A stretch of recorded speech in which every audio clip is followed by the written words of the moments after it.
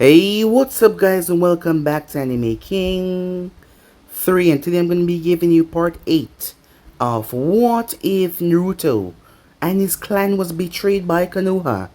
Remember to get this one to 100 likes as usual, share this to all of your friends in social media platform, and also guys, don't forget to go ahead and check out the brand new episode over Anime Prince of What If Naruto was sent to the My Hero Academy universe by Kaguya, and enjoy that guys. And also, if you're new, I indeed have 4 channels: Anime King, Anime King 2, Anime King 3, and Anime Prince, which I post What If on every single day for you guys to enjoy. I post a new episode of What If Naruto's an Exile Saiyan, trained by Vados over Anime King 2, so go ahead enjoy that as well guys. So yeah, without further ado, Lisa, we jump right into this new episode. Begin now guys.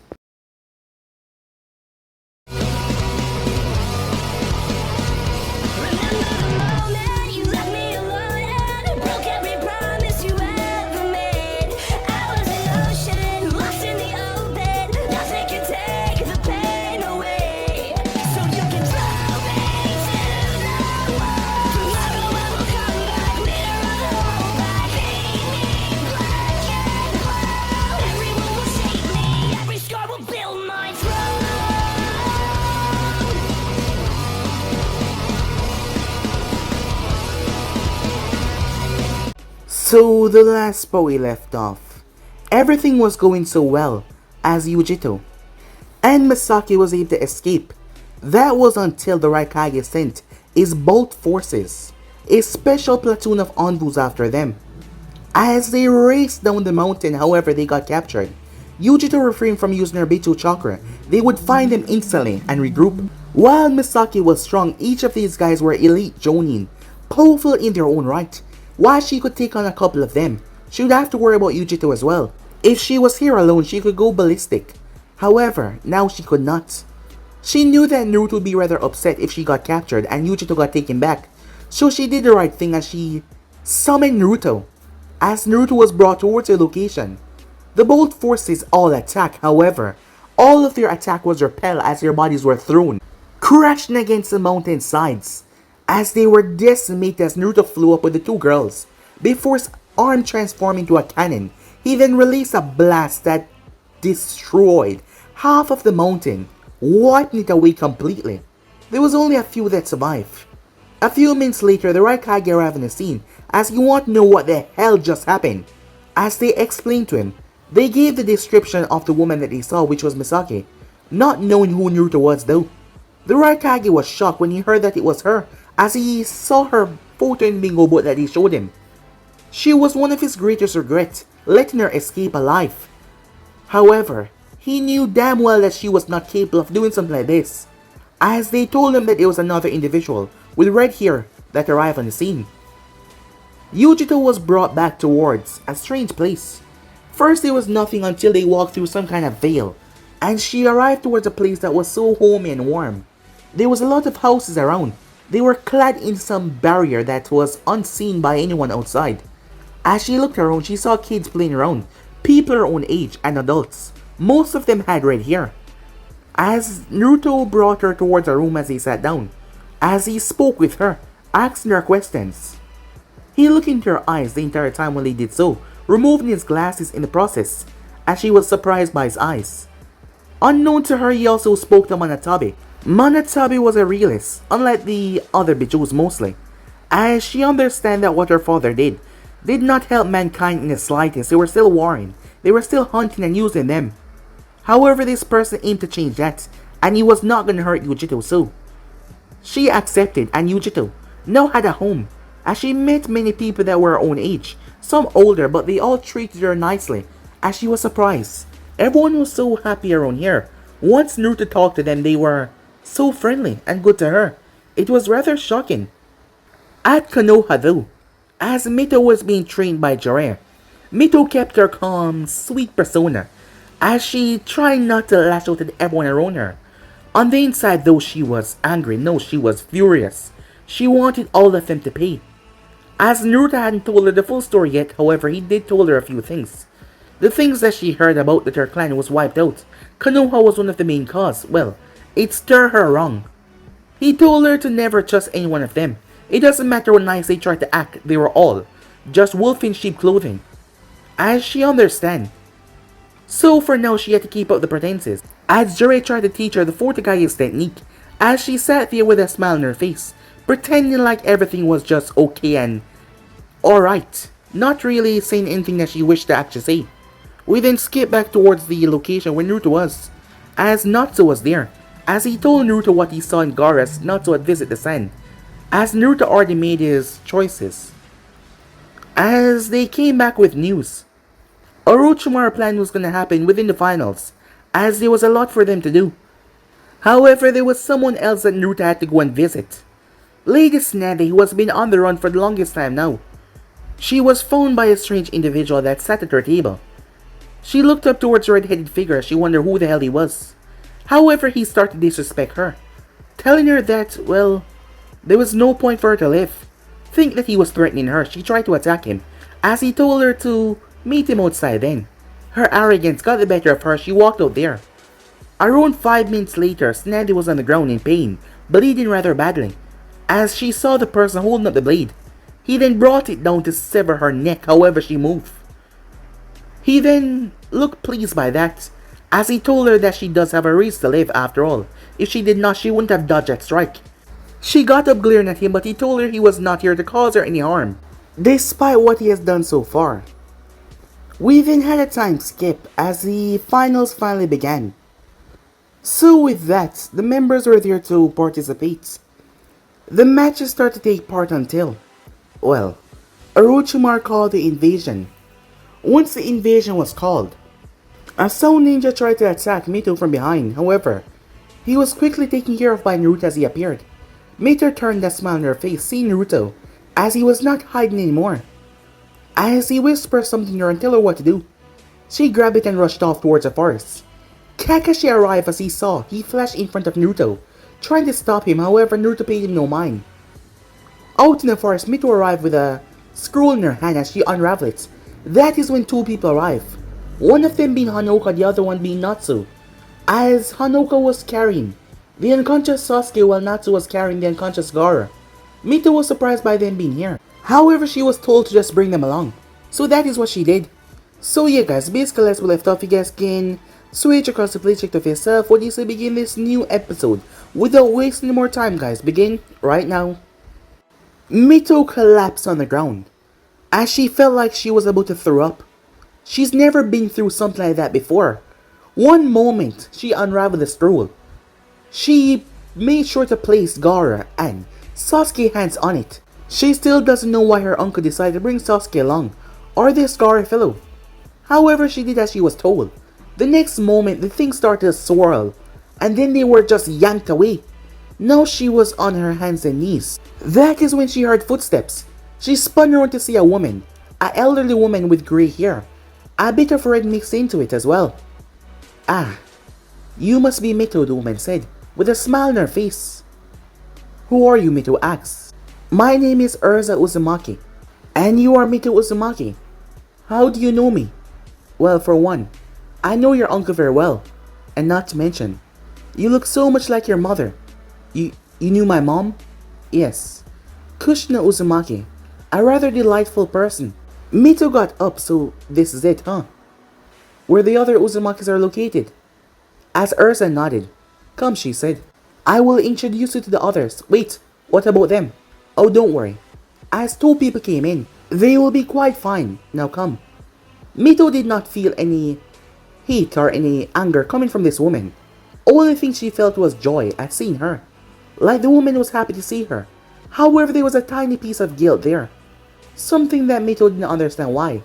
However, if Uncle Naruto trusts these people, well, she was gonna do the same.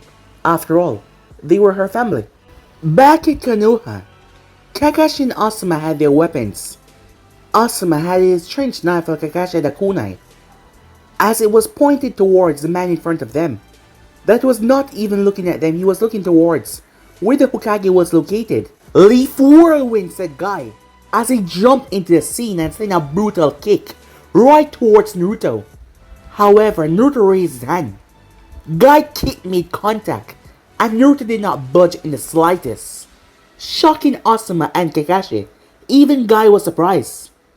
Guy felt like he had just kicked hard metal.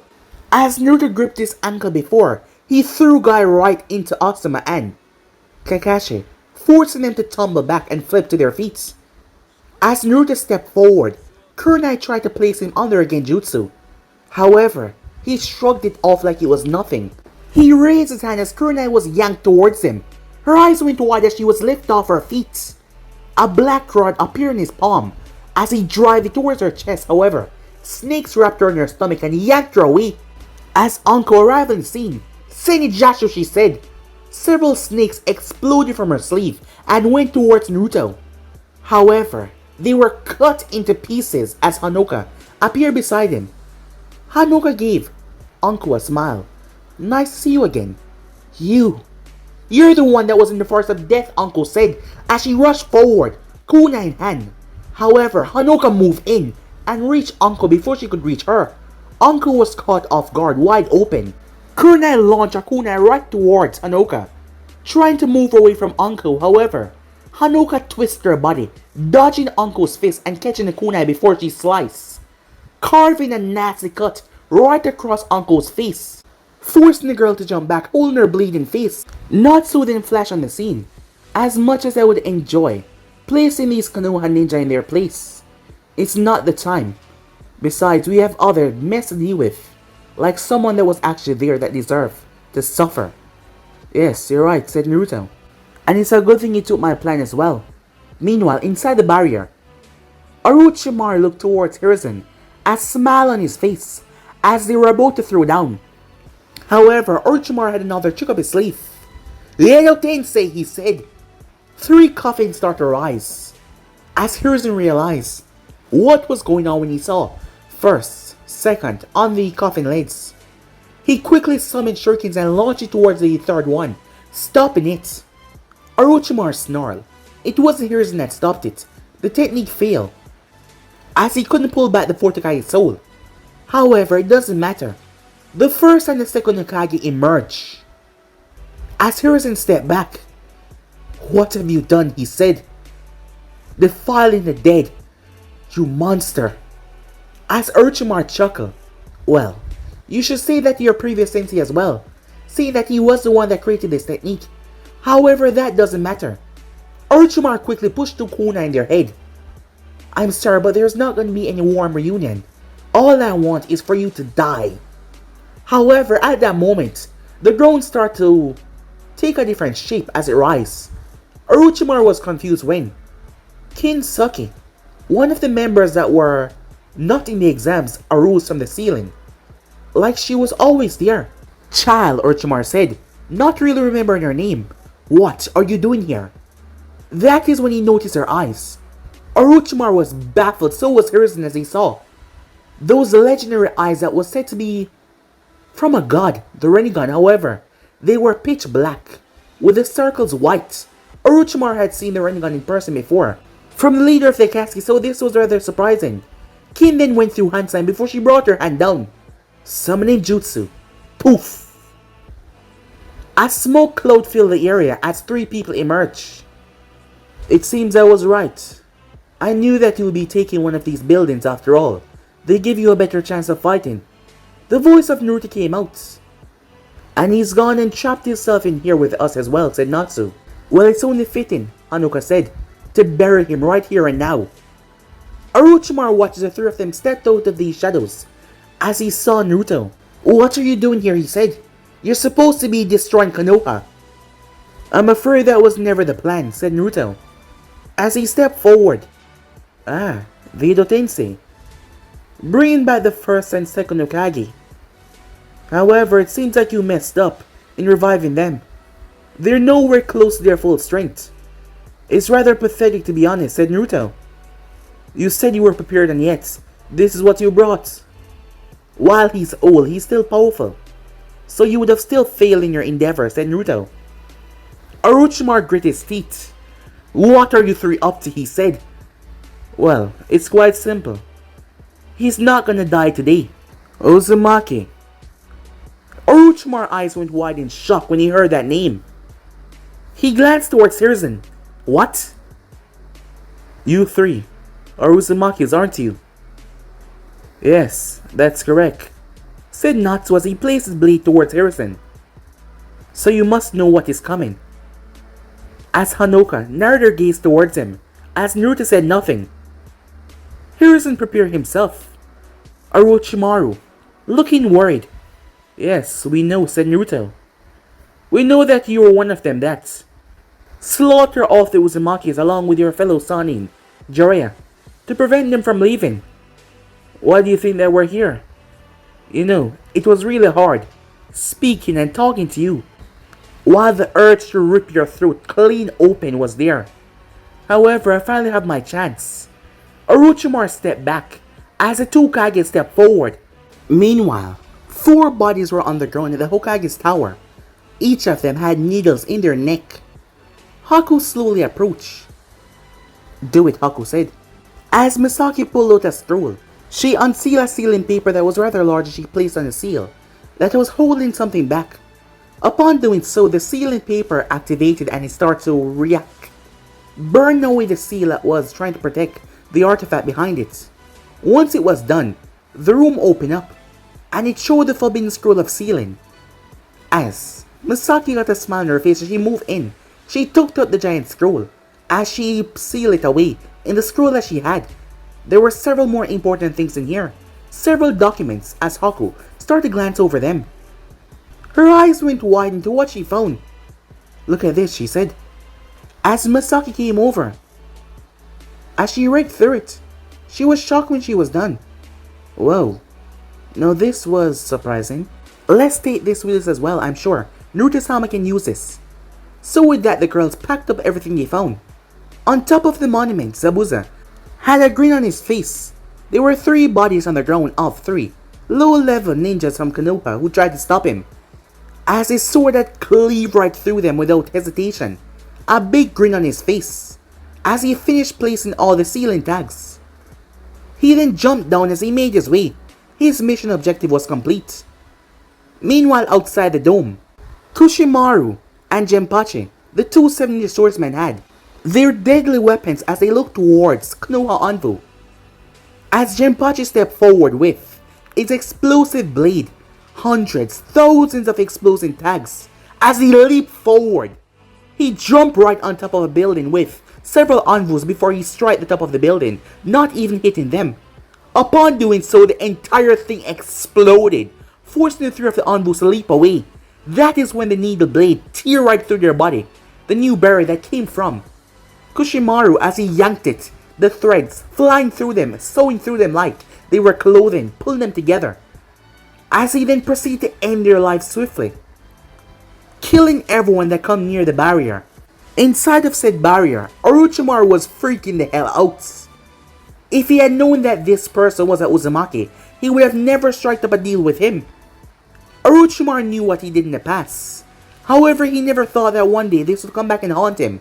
And the power that he felt from this individual was nothing normal. And to think that he was the one. He was the one that was behind this. This was bad.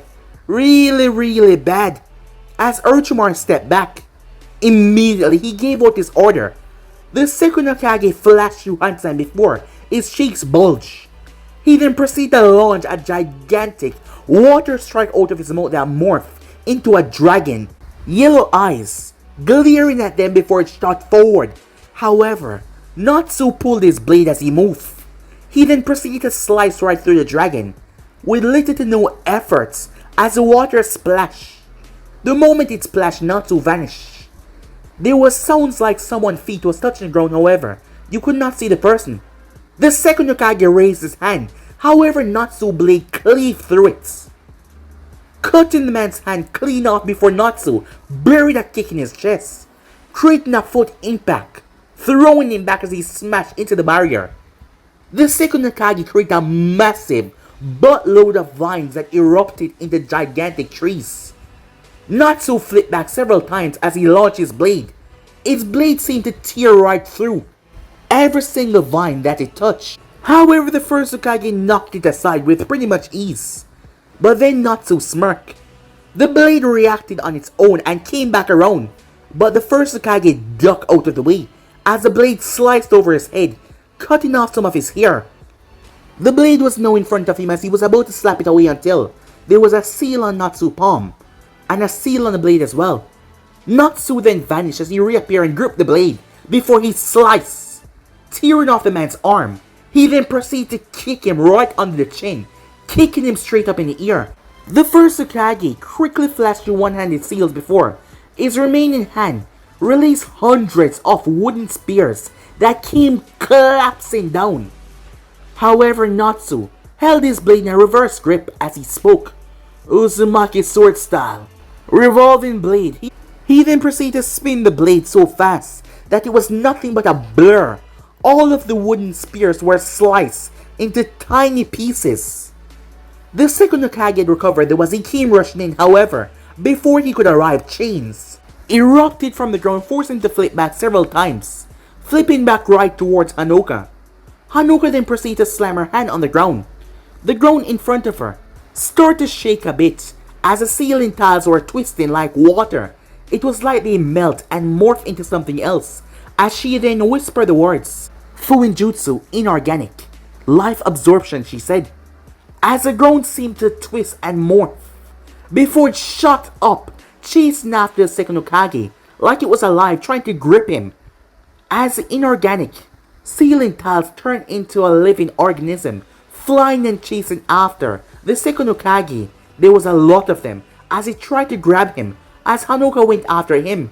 Over to the side, Hiruzen was taken aback. The both of them were taking on two legendary ninjas despite not at their full power, but they were taking them on like they were nothing. He knew the moment he gave those orders back then that this would come back to bite him in the ass. However, the most dreadful one of them stood there, and his eyes were focused on him. He was not even blinking in the slightest. Not even a blink. As Orochimaru was backing away, Orochimaru figured that this was not his time. He was gonna flee. Drop the barrier, he said. It's time for us to leave. At once. However, the Sound 4 felt something strange. As Teiwaya dropped to her knees. What the hell is going on, she said. Jirobo collapsed to his knees as well. I don't know. Seikon and Ukon were both in pain. Kitamar dropped to his knees. Drop the barrier, Orochimaru said. As they tried to separate their hands, but they could not. As markings started to spread over their body. Flashback. A few days before the finals, the Sound 4 was sent on a rather important mission by their lord to gather something. However, none of them knew that they were being tracked. That is when someone revealed himself. It was none other than Misaki, with a grin on her face. Who the hell are you, said Teiwaya. Oh, no one important. I'm just here to get your blood. The Sound 4 looked confused by that. This bitch must be crazy, said Teiwaya. Let's kill her. You don't even know who she is, said Jirobo. Why must you always go to killing? Well, she's in your way, and we have a job to do, so let's goddamn kill her, said Teiwaya. Oh, it won't be so easy, said Misaki. Besides, who said I was alone? All the members start to feel the ground shaking. What the hell? What is this? The ground then split open, forced them to jump away, as they saw a black mass of nothing but death emerge from the ground. What the hell? What's going on, said Teiwaya, as Jirobo jumped to her side along with the others. However, Seikon was captured mid-air before he was torn to pieces. Back in the real world, all of them were on their knees as Hanoka stepped from the bushes. That was nothing but a genjutsu. As Hanoka noticed in Teiwaya fighting, it seems like she's rather efficient in genjutsu. However, I'm far better. Now, do your job, she said to Misaki. Hey, come on, you can at least act better. You don't have to be so mean. I'm not being mean, but hurry it up. Fine, said Misaki as she went over and tasted their blood, getting the recent memories. As she told everything that she saw. Once that was done, Hanoka opened their shirt before she placed seals on their body. However, once she was done, she quickly made the seals blend into their skin like it was not even there. She then placed a seal right on their head. as it seemed to sink in their forehead, blocking out the past few moments of what they just witnessed. End of flashback. The Soul 4 got up this time. All of them transformed to their level 2 form, the curse mark covering their body. Orochimaru found himself stuck as another part of the barrier came down, trapping him in his own little section. He was frightened. "What are you doing?" he shouted towards them. However, their eyes were blank. There was nothing in them. Their hands were still stuck, as they were forced out as much chakra as possible, even if it's gonna kill them, to keep him trapped and keep the barrier up. Orochimaru yelled and screamed, however, they were not listening. On the other side, Naruto turned his gaze towards Hiruzen, who stepped back as he focused his gaze on the individual. "Aren't you gonna beg for your life?" said Naruto. "Aren't you gonna beg for your village?" "I can see those look in your eyes," Hiruzen said. "The only way that we survive this is by fighting and defeating you. I presume you know what happened in the past. Otherwise, you wouldn't be here. You wouldn't be coming after me. I'm not gonna take you for a fool and act like you don't know." "Well, you're right," said Naruto. "I know what you've done. Not just me, though, a whole lot. And I've come from my little niece," said Naruto. "Your niece? Wait, yes. She's my niece. Denying her of her heritage. Taking her like she's some kind of item belonging to you. Not giving her a proper life. Sealing the tail beasts. Making people hate her, and yet you still lie and deceive her. That is more enough reason for me to slit your throat wide open," said Naruto. Hiruzen frowned. "I know what I've done in the past was wrong, however. I'm not going to allow you to destroy this village. I will protect my home." He quickly summoned Enma. "What's going on, old monkey?" Enma said, taunting him a bit. That is when he noticed the situation that they were in. "Enma, I'm gonna need your help. I need you to transform, and quickly." Enma did not waste any time as he transformed to his staff form. Upon doing that, Hiruzen readied himself. Before Naruto started to rush forward as Hiruzen moved as well, Hiruzen had a longer reach as he swung Enma. However, Naruto ducked underneath it and moved in. Hiruzen turned before he brought Enma down, shattering the tiles. However, Hiruzen was shocked by the speed as a fist connected in his face, throwing him. However, he slammed Enma in the ground, stopping himself.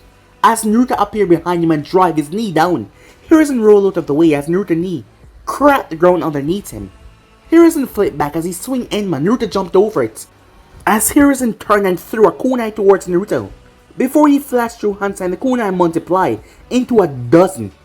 As Naruto raised a single hand and deflected all of them, shocking Hiruzen because he did not understand. How the hell did he do that? Well, he supposed the Rinnegan had all sorts of abilities. Battles were raging outside as the boatmen clashed furiously.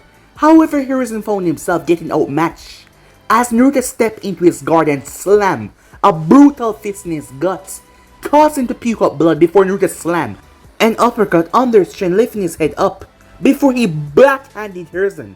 However, Naruto pulled him back towards him, but Hiruzen slammed Enma in the ground using his leg out to kick Naruto in the face, who ducked underneath it and grabbed him by the ankle before he used his right knee and slammed it into Hiruzen's back, sending the man sailing across the ground. Naruto then proceeded to go through Hansen before he slammed his hand down on the ground. Spikes started to erupt from the ground where Hiruzen was. He was forced to flip to his feet and jump away as he stood on top of Enma. Thrown into himself, he flashed through Hansen as he breathed out a colossal fireball. However, Naruto simply absorbed it before he breathed out one of his own. Hiruzen had no choice but to dive to the side. That is where a boot made contact with his face. A crushing sound could be heard as his nose was shattered. He was sent sailing. That is when someone struck him across the back. Hiruzen cried out in pain as Natsu tear right through his armor with his blade, causing him to drop to one knee, bleeding badly. He was then slashed across the face by Hanoka as she had two sharp blades that ejected from her sleeve. He staggered back as he moved to the side. He spun Enma, gaining some distance before he spun around. Earth style mud dragon, he said. Earth style flame bomb. As he fired another technique after another. Fuin jutsu. Uzumaki reflection, said Naruto. as he created a wall that reflects Hiruzen technique. Fuinjutsu, Uzumaki reflection, Hanoka said, as the technique was reflected once again. Natsu jumping in, Uzumaki reflection, as reflect the technique as well. The flame bomb bullet was reflecting all around Hiruzen. He flashed around as he jumped, flipping back, dodging away. That was until Naruto aimed it towards the ground, and the technique exploded, throwing Hiruzen back, his arms getting burned in the process, as he slammed in the wall. Orochimaru on his side was sweating bullets. As he watched the former Hokages, they start to repair themselves after being destroyed by that guy. He used some kind of wind technique to shred their bodies. However, the moment they reform, Naruto appeared behind them and draw their souls right out of their head, shocking Orochimaru as he watched their bodies crumble. As he couldn't believe it, he watched as the real bodies emerge. Two of his sound ninjas. As Naruto's eyes met with Orochimaru, who stepped back in fear, there was no way for him to run, he couldn't escape. He glanced towards the Sound Ninja members. All he had to hope for now was that they died before they turned their wrath upon him. They were using a large amount of chakra to hold him in here, as he really needed for them to die right now. However, they had a bit more to spare. Damn it, as he slammed his fist against the barrier once more, frustrated and angry by this. Over to the side, Hiruzen was bleeding badly, as his back was badly wounded, his face was scarred, his arms were burned.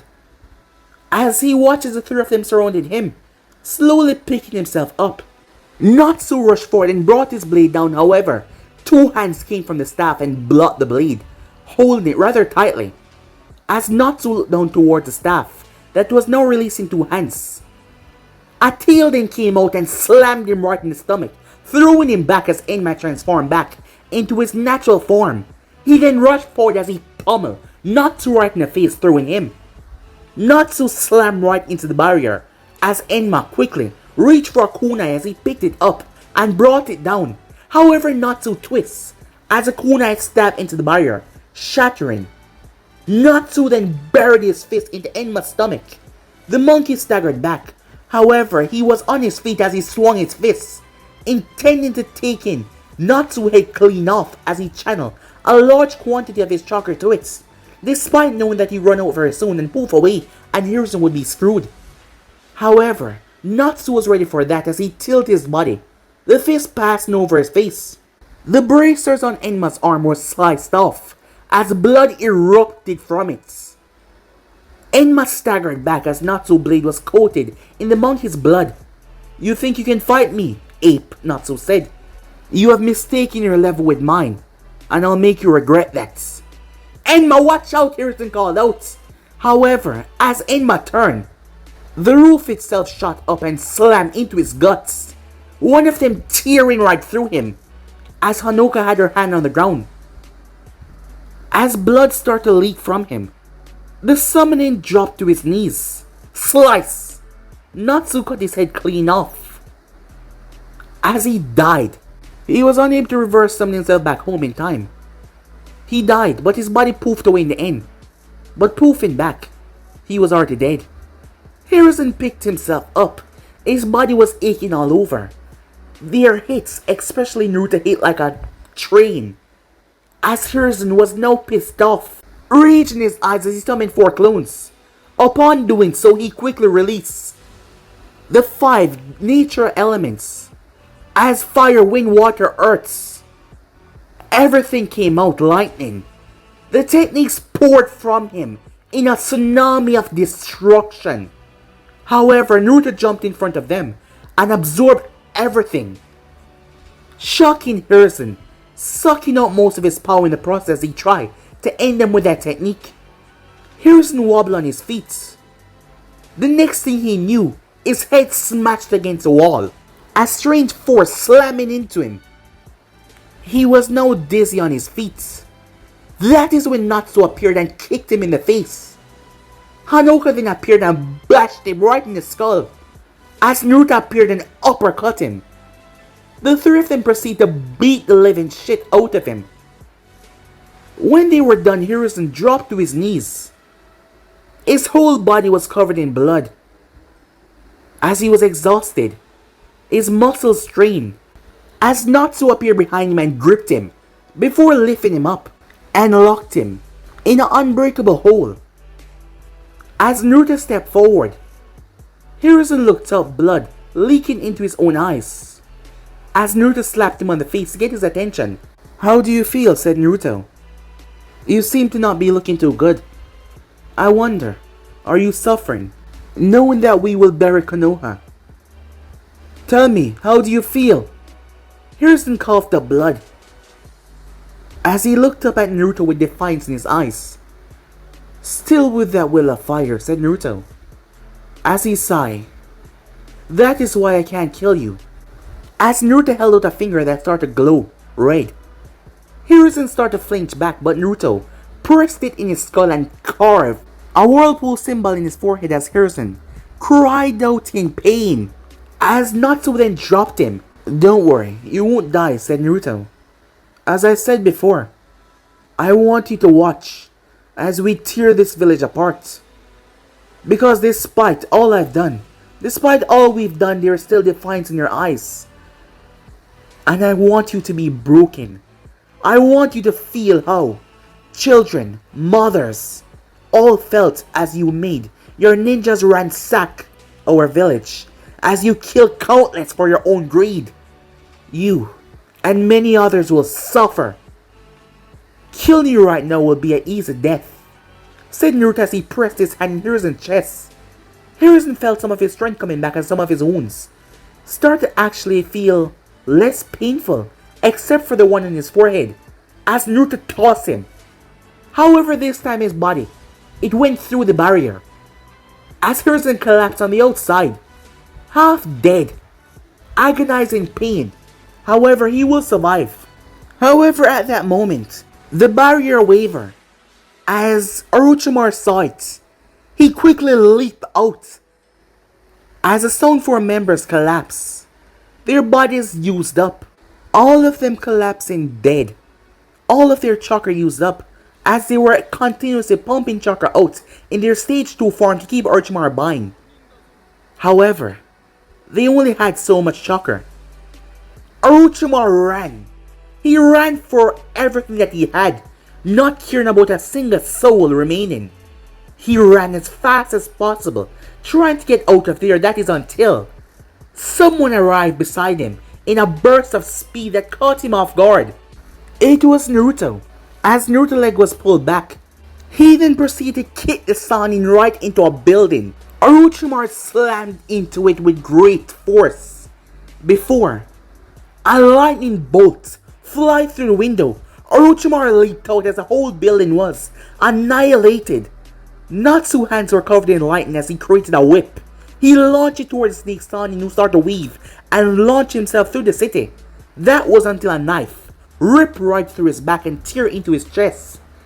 Orochimaru staggered as he coughed up a bit of blood. One of his lungs punctured. The other one got cut through as well by another knife. Orochimaru opened his mouth as his body came out. A first form of him. As he slipped out, his lower half was now made of a snake as he slippered through the village, trying to get away as he turned into an alleyway. That is until he saw a gigantic fireball coming down. He was forced to revert his legs back to normal as he broke through a window and rushed through before he dived into another house. That is when the entire left side was sliced. Stone and earth was ripped apart as Orochimaru's left arm was torn off in the process, forcing him to stagger to the right. Bleeding, he jumped as he burst through another window, running for his life, clutching his stump that remained. As he was running, he turned to see Naruto, a distance away from him in mid-air, as Naruto's hand had turned into a strange cannon-like thing. It started to gather with a large sum of chakra. Orochimaru could feel the build-up. He quickly jumped out of his mouth once again. As he now had his two arms back, he quickly slammed his hand down. "Rashomon," he said. 3 gigantic gates appeared. However, Naruto did not hold back this time. The beam cut right through Konoha. The attack was devastating as the 3 gates were eliminated. Orochimaru jumped at the last moment though. His body was still caught within the blast, burning the left side of his face. As he was thrown like a rag doll, he smashed right through the wall of Konoha head first. The snake Sannin picked himself up in a heap. That is when a sword tear right through his spine, courtesy of Natsu, who stomped right on his back with such force that a breaking sound could be heard. The snake Sannin cried out in pain before he opened his mouth as a disgusting patch of little white snakes put together came out. The head was Orochimaru, as he was stuck. That is when Naruto landed behind him. Hanoka landed over to the side. Naruto glanced up mid-air as he threw something in the air before it exploded, showing red smoke. Each member that came here quickly left the village as quickly as possible. Not to be seen, they made sure. "Do it," said Naruto. The snake Sannin in his primal, disgusting form lashed out with his fangs. However, his head smashed into a barrier right in front of Naruto. He went after the other, but he smashed into a barrier. He went to the other, but he smashed into another. He went up, he went down, but he was stuck. What is this? "Let me go," he roared angrily. The next thing Orochimaru knew, he was in some kind of strange location.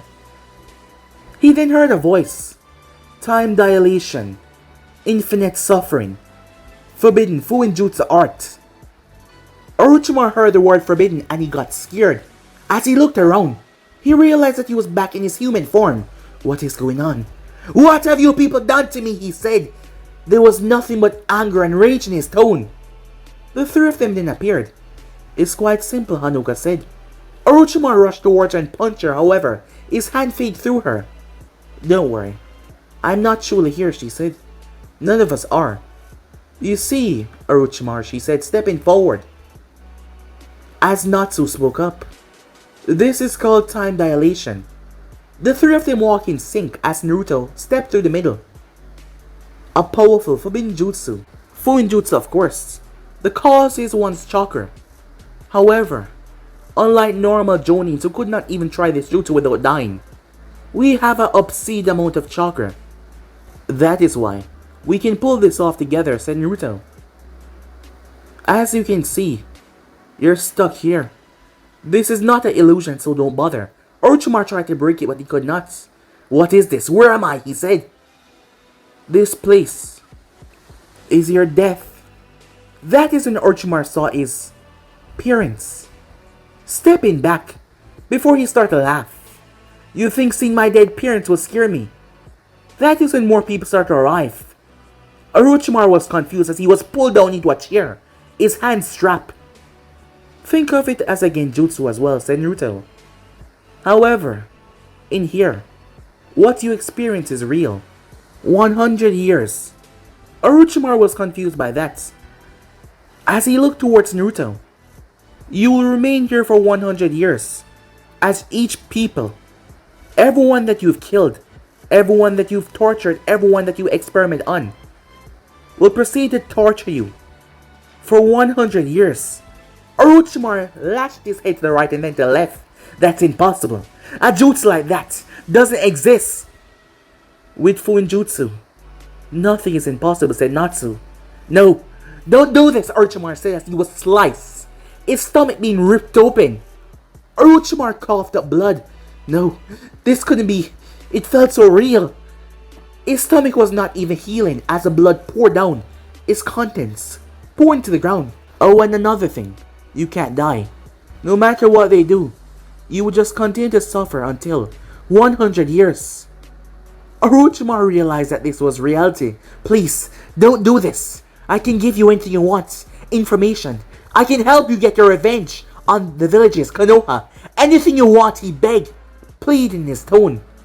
"I'm afraid that we don't need your help," Hanoka said. "Not that we would ever take in the first place," Natsu said. "All we want you to do is to suffer," said Naruto. As the three of them left, Orochimaru screamed as his mother tear out his left eye. Back in the real world, the gigantic snake collapsed on the ground. The time dilation was that. Inside would be 100 years of pain and agony. However, on the outside, it will be nothing more than a minute. The technique was far superior to any other genjutsu on the entire world. However, the cost of it was quite severe. The three of them had to come together to use this forbidden technique. given the amount of chakra that it require. Although, they were only using half of their chakra though, because if one of them were to use all, well, it would surely kill them. It usually takes a group of 5 Uzumaki to perform this technique, however, because of 3 of them having enhancements done to their body, the 3 of them could do it. For a minute, Orochimaru's eyes just seemed to glaze over. To him, 100 years had passed, filled with nothing but torture and agony. The depths of his subconscious bringing back every single person that he's hurt, maimed, tortured, everything. Pain and anguish was the worst part. Orochimaru came back to reality, but by the time he did, his mind was already dead. Mental, that is. He was nothing but a vegetable now. The 3 of them placed their hands on the barrier before everything ignite, cooking the Sannin alive. Hanoka had sweat on her brow as she wiped it away. "Are you okay?" said Naruto. "Yes, I'm fine." As they turned their gaze towards Konoha where smoke was coming from. "It's time that we leave." As Naruto looked down towards his wrist, going through one-handed seals, he sent the message back. Around 15 seconds later, Jury of the Sannin arrived on the scene, followed by Anvus. "You," he said, as he rushed towards Naruto. However, before he could reach though, Naruto and the others poof away, as Jiraiya's fist hit nothing at all. "Damn it!" he shouted. He quickly turned. "How is the Hokage?" he said. Time skip. A day later, Jiraiya of the Sannin stood over Hiruzen Sarutobi's bed, as he was in the hospital. Konoha was a wreck. A complete wreck at the moment. The monument had been blown to pieces. Each past face of the Hokages had been decimated, crushing their pride and their spirit. The mark on Hiruzen's forehead would not go away. It was permanent. A swirling vortex carved into his skull. The man was in a rough shape. The medics told him that if it was a second later, it seems like someone stopped them from actually killing him, because if it was a second later of beating, he would have been dead. Jiraiya sat down as he was now worried. His sensei was not ready to wake up yet, his body was still in a bad condition. "This was bad," he said as he looked through the window. Countless died, many injured. Orochimaru the Sannin was dead. Jiraiya had saw him being burned alive inside that cube that he couldn't open until he was just ashes. Once that was done, he was just gone. Jiraiya was worried about what is to come. Konoha had been ransacked and torn apart, and yet those people willingly chose to leave. This was bad. Really, really bad. The door proceeded to open as someone that Jiraiya didn't want to see entered, but he had to deal with him. It was none other than Danzo Shimura. "We need to talk," said Danzo. His tone was serious and grim. Something really bad had happened that much of them not even know about. Time skip. Sasuke Uchiha was feeling strange. For one thing, he did not feel angry. Since he got the curse mark, he was feeling this amount of rage that he could not understand or control. But now he felt so calm, so subdued, so light. Sasuke pulled himself up. The last thing he remembered was facing Gaara, and then feathers, and someone hit him. Must be because he was then unconscious. Now he was here in a bed. He looked over as he saw there was an IV in his hand. Sasuke pulled it out as he got up groggily. That is when the door opened and Sasuke looked up. There was a woman. She had red hair and purple eyes. "Oh, Uchiha-san," she said, "you're weak." "Who are you?" Sasuke said. "I am Gunto Uzumaki," she told him. "Where am I, Gunto?" Sasuke said. "I'm afraid I can't tell you that just yet," she said. "What? Am I not in Konoha?" "No. You've been brought here by Naruto-sama." "Who the hell is Naruto?" "You will know in due time. However, you still need to rest. The curse mark had taken a toll on your body. Once it was removed, it sapped a lot of your energy. That is why you took so long to wake up." Your body was not ready. I'm still surprised that you're awake now. I thought it would at least take you at least 3 more days to wake up. Curse mark? Sasuke tried to see his neck. Don't worry, it is gone. Why? Why would you take it away, Sasuke said, really angry now, knowing that he was getting stronger from it to kill Itachi. Do you really want to rely on someone's power to get stronger? Don't you wish to get your own? Sasuke grit his teeth frustratedly. Of course I do, but it's not working, it's taking too long. And I won't get stronger. Wait, why am I telling you this? Where the hell am I? Sasuke asks. Gunto walked over. However, Sasuke had enough as he got up. Stay back, he said. I am not going to harm you. I said stay back, Sasuke yelled. Enough. As someone stepped into the room, it was Natsu. Natsu-sama, said Gunto. Sit down, child. Natsu said. And who the hell are you to tell me that? I said sit down. No, bam! Sasuke was slapped across the room as he hit the wall, rather roughly. Natsu-sama, you're just further acting up his injuries. Sasuke was in pain as he glared towards the individual. Natsu kneeled down. If you would have listened, that wouldn't have happened to you. I will not stand by for your insults or your insubordination. You're only here because you thought that there was a way of saving you. Now, sit down or it will get worse. Sasuke grit his teeth, however. The look that this man gave him made Sasuke feel a fear right up his spine. As he sat on the bed, Gunto walked over as her hands started to glow green as she placed them on Sasuke's back and shoulder, as he felt the pain going away. As Natsu then walked out, it seems like he was just passing through the halls and overheard what was going on. How are you feeling now? Gunto asked. Fine, Sasuke said. I'm sorry that he had to hurt you that badly. It's just, he doesn't allow insubordination, especially to people that we bring in. However, as long as you stay in line, you should be fine. Besides, Naruto-sama will be here to speak to you soon. I'm sure there's a good reason why he brought you here. As long as you don't do anything foolish, everything shall be fine, she said, as she gave him a smile. Sasuke simply grunted. You must be hungry, she said. I'll be right back, as she made her way. Sasuke leaned up against the bed, as he wondered just what in the hell was happening. Where was he? He waited there for about 2 minutes until the door slowly opened. As someone peeked their head in, Sasuke expected to be the woman with the food. However, what he saw frightened him. Mito? You're awake, said Mito. Meanwhile, in a different room, Gaara of the desert slowly started to come to, as his eyes slowly opened up. The first thing Gaara noticed was a window to his left as he tilted his head. Outside he saw there was a forest that was so peaceful and so calm. Gaara expected to hear his mother.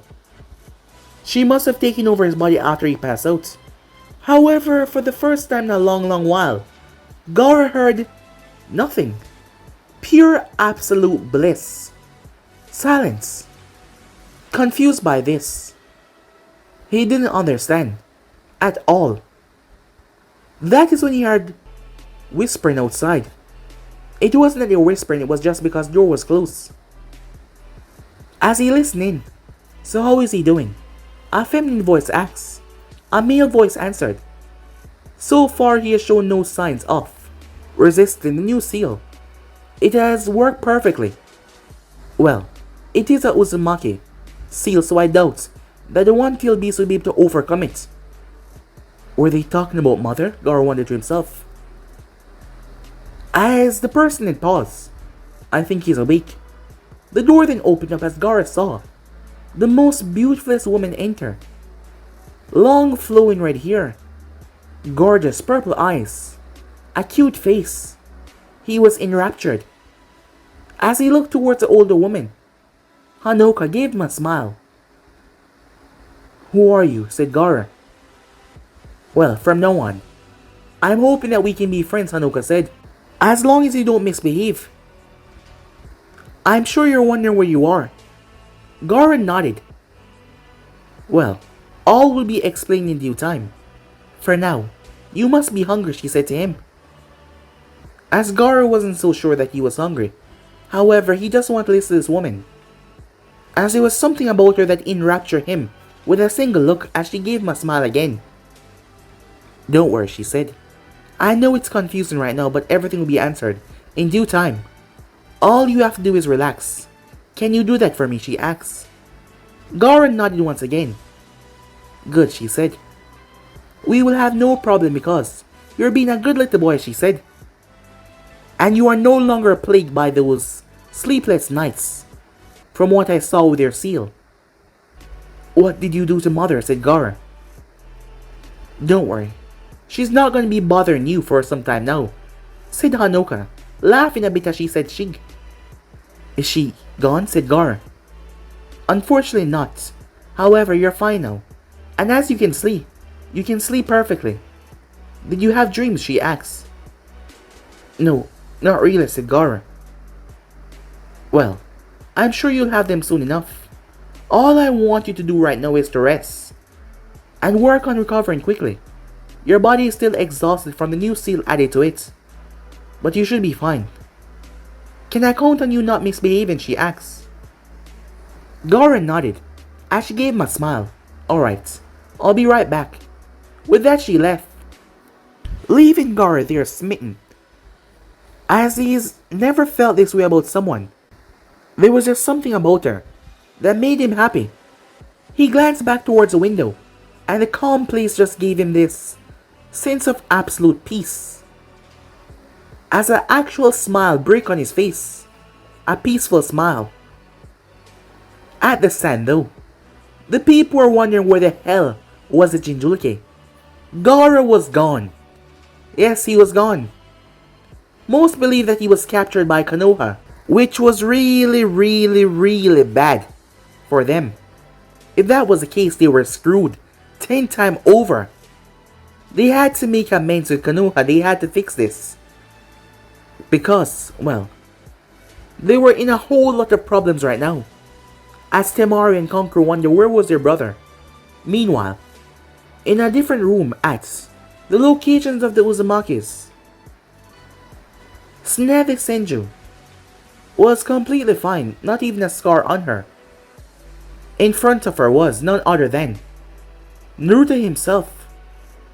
He slid a folder towards her. As she picked it up and opened it, she read through the contents. The more she read, the angrier she got. As she placed it back down. Huh, I guess my entire life has been a lie, she said. All of this deceit, that false mission that they went on, everything was a lie. Huh, to think that he had that in him, and he always act like this sweet, kind old man who just wants to make everything peaceful. Yes. So now I will ask you once again, said Naruto. Now that you've seen all of this evidence, now that you've seen what kind of person that he actually is, who will you side with, said Naruto. Tsunade looked up as she met those eyes, as he was not wearing his glasses. To think that he had some of the most powerful eyes in history, in mankind to be exact, it was astonishing. As she gave her answer to him. Time skip. At Konoha, Danzo Shamira sat in the Hokage's chair.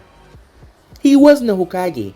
However, doing this gave him a sense of peace. A sense of clearer, full thoughts, which he could do at the moment.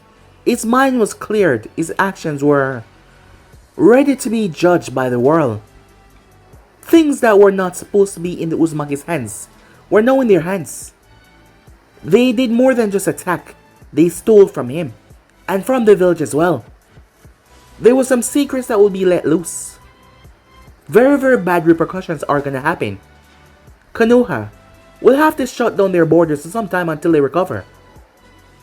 And by doing so, they will have to recall all of their strength that they let loose. And that does mean Tsunade Senju, her medical expertise was needed.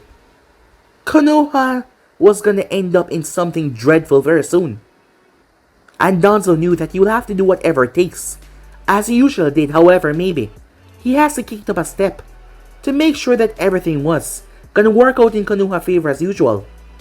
Many people have to die because he will never let Konoha fall. But guys, be subscribe right here. If you want to see the next part, then do like, subscribe, comment down below. Turn on that bell notification to stay posted. But I'm off now. See you guys soon. Peace, guys.